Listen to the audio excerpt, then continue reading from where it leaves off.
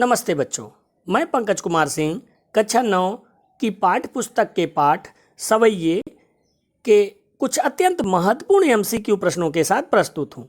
इस सवैये पाठ के कवि हैं रसखान जी। तो चलिए पहला प्रश्न देखते हैं। रसखान कवि किसके अनन्य उपासक थे? उपासक यानी किसे वो मानते थे, किसमें उनकी श्रद्धा थी। विकल्प है पहला निराकार ब्रह्म के, दूसरा विकल्प है कृष्ण के, तीसरा विकल्प है श्री राम के और अंतिम विकल्प है शिव के। तो बच्चों, इस पाठ में रसखान जी ने कृष्ण की भक्ति का वर्णन किया है। कृष्ण के वो भक्त थे, कृष्ण के ही उपासक थे, कृष्ण के प्रति वो समर्पित थे, इसलिए यहाँ पर उत्तर खा विकल्प सही होगा, कृष्ण। प्रश्न नंबर 2, रसखान कवि ने अपनी काव्य रचना किस भाषा में की है? अवधी में, ब्रज भाषा में, खड़ी बोली में या मिश्रित भाषा में? तो रसखान जी ने अपनी सभी रचनाएं ब्रज भाषा में की है और यहाँ पर भी उनकी काव्य रचना ब्रज भाषा की है। प्रश्न नंबर 3, रसखान की कविता का मूल विषय क्या है? इस पाठ में रसखान जी की कविता में किसका वर्णन है, ये इस प्रश्न में पूछा गया है। पहला विकल्प है श्रृंगार, दूसरा है सामाजिक रूढ़ियों का विरोध, तीसरा है बाह्य आडंबरों का विरोध और चौथा विकल्प है भक्ति। तो रसखान जी ने इस कविता में श्री कृष्ण के प्रति भक्ति का वर्णन किया है, इसलिए घा विकल्प सही है। प्रश्न नंबर 4, रसखान अगले जन्म में मनुष्य बनकर कहाँ निवास करना चाहते हैं?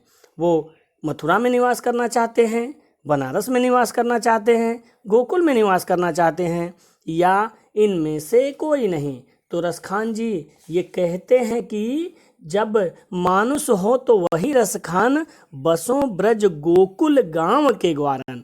वो गोकुल गांव में निवास करना चाहते हैं, वहाँ का ग्वाला बन करके कृष्ण के समीप रहना चाहते हैं, इसलिए विकल्प गा यहाँ पर सही है, गोकुल में। प्रश्न नंबर 5, कवि रसखान अगले जन्म में कौन सा पशु बनना चाहते हैं? तो कवि रसखान जी क्या गाय बनना चाहते हैं या घोड़ा बनना चाहते हैं, कुत्ता बनना चाहते हैं या इनमें से कोई नहीं? तो रसखान जी कहते हैं जो पशु हो तो कहाँ बस मेरो, चरो नित नंद की धेनु मझारन। यानी वो जब पशु बनना चाहते हैं तो नंद बाबा की धेनु, धेनु यानी गाय बनना चाहते हैं, इसलिए पहला विकल्प का यहाँ पर सही है। प्रश्न नंबर 6, रसखान किस पर्वत का पत्थर बनना चाहते हैं? क्या वो हिमालय का बनना चाहते हैं या विंध्याचल पर्वत का या नीलगिरी पर्वत का या गोवर्धन पर्वत का? रसखान जी यहाँ कहते हैं पाहन हो तो वही गिरी को जो कियो कर छत्र पुरंधर धारण। यानी मैं पर्वत का पत्थर बनूं तो उसी का जिसे कृष्ण ने धारण किया था। यहाँ पर विकल्प घा सही होगा, गोवर्धन पर्वत, इसे ही कृष्ण ने अपने अंगुली पर धारण किया था। प्रश्न नंबर 7, रसखान अगले जन्म में मनुष्य बनकर कहाँ निवास करना चाहते हैं? मथुरा में, बनारस में, गोकुल में या इनमें से कोई नहीं? तो अभी आपने एक प्रश्न देखा कि मानुष हो तो वही रसखान, बसों ब्रज गोकुल गांव के ग्वारन। रसखान मनुष्य बन करके यदि जन्म लें तो वो कहते हैं कि मैं ग्वालों के बीच में रहूं, यानी वो गोकुल में निवास करना चाहते हैं। यहाँ पर गा विकल्प सही है। प्रश्न नंबर 8, कवि रसखान अगले जन्म में कौन सा पशु बनना चाहते हैं?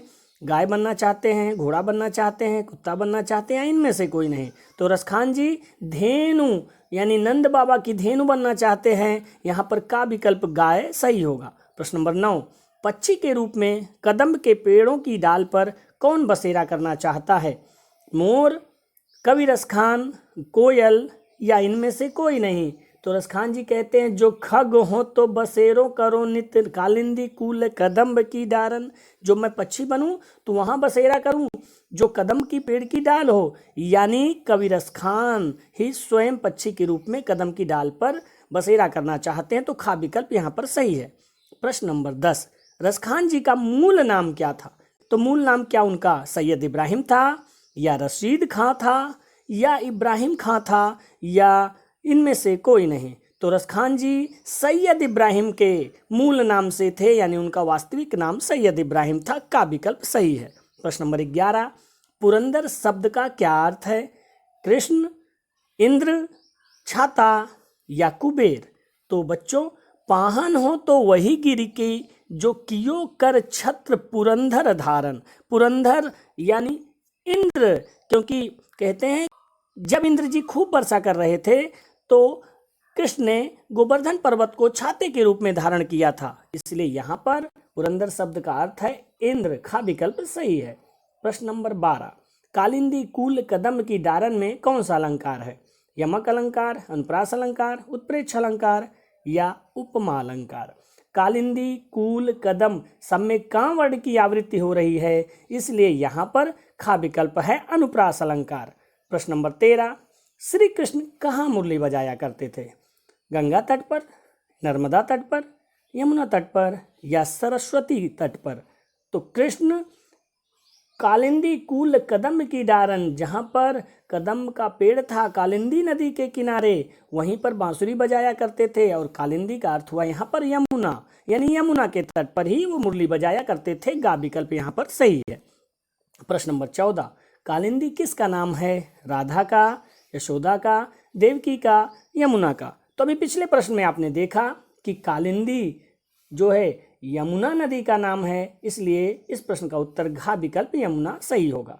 प्रश्न नंबर 15, रसखान ब्रज में ही क्यों बसना चाहते थे? उन्हें ब्रज की सुंदरता लुभाती है, या ब्रज उनकी पैतृक भूमि है, ब्रज कृष्ण लीला की भूमि है, ब्रज महत्वपूर्ण जगह है? तो रसखान जी कृष्ण के अनन्य भक्त थे, इसलिए कृष्ण की लीलाएं जहाँ होती उनके वहाँ पर ही वो बसना चाहते थे। इसका विकल्प गा, ब्रज कृष्ण लीला की भूमि है, ये सही होगा। प्रश्न नंबर 16, कवि रसखान को किस स्थान से अधिक लगाव था? कवि रसखान को ब्रज से लगाव था, मथुरा से लगाव था, काशी से लगाव था या प्रयागराज से लगाव था? तो कवि रसखान जी जहाँ कृष्ण रह करके अपनी लीलाएं करते हैं, गाय चराते हैं, ऐसे स्थान पर वो रहना चाहते थे, इसलिए उन्हें ब्रज से लगाव था। प्रश्न नंबर 16 का उत्तर का विकल्प ब्रज से सही होगा। प्रश्न नंबर 17, मनुष्य रूप में जन्म लेने पर कवि कहाँ बसना चाहता है? कवि ब्रज के गांव में ग्वालों के बीच, या नंद बाबा माता यशोदा के घर में, ब्रज के गांव में गोपियों के बीच, या उपर्युक्त सभी कथन सही है? तो यहाँ पर रसखान कहते हैं कि मानुष हो तो वही रसखान, बसों ब्रज गोकुल गांव के ग्वारन। ये मनुष्य के रूप में जन्म लूँ तो मैं ब्रज के ग्वालों के बीच में रहने वाला उस मनुष्य के रूप में जन्म लूँ, यानी यहाँ पर का विकल्प सही है। ब्रज के गांव में गोकुल ग्वालों के बीच वो रहना चाहते थे, ग्वाल बालों के बीच वो रहना चाहते थे, इसलिए का विकल्प यहाँ पर सही होगा। तो बच्चों, यदि यह वीडियो पसंद आया हो तो सब्सक्राइब करें, लाइक करें। फिर मिलते हैं किसी अन्य वीडियो में कुछ महत्वपूर्ण प्रश्नों के साथ। धन्यवाद।